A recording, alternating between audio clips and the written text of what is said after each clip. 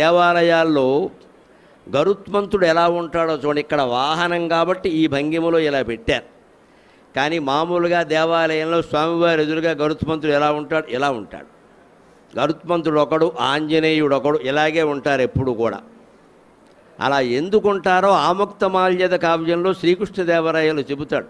అవిదిత పురందరంబైన కనక శిఖరియును బోలే ఎరకల జిగులు దశల నింగి ఎరకల జిగులు దశల నింగి నూగాడు వేదాంగు వినత సుతుని నతిగాంచి మగుడ తన్నతియుగాంచి అంటాడు. మనం దేవాలయంలో కడితే స్వామివారి కంటే ముందు గరుత్మంతుడికి నమస్కారం చెయ్యాలి.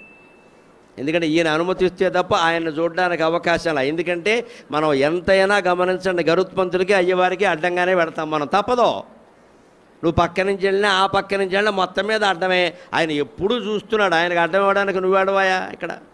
అందుకని ఆయన క్షమించమని కోరాలి. పొద్దున లేవగానే నేల మీద కాలు పెట్టక తప్పదు. పెట్టకపోతే ఎక్కడ పెడతాం? ఆకాశంలో పెడతామా?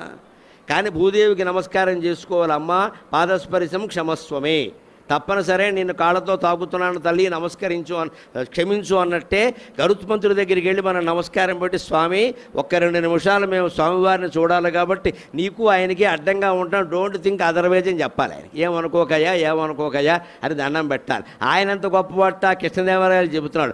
అవిదిత పురందరాయుధంబైన కనక శిఖరియును బోలే.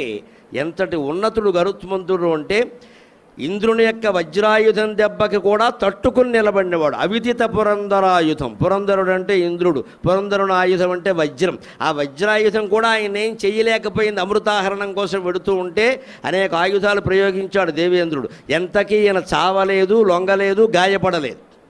దాంతో చిట్ట చివరిదైన వజ్రాయుధం ప్రయోగించాడు. వజ్రాయుధం సామాన్యమైన విషయం కాదు, ఇది దాన్ని ప్రయోగించాడు. దానికి కూడా ఈయన లొంగడు, అంతటి శక్తిమంతుడు.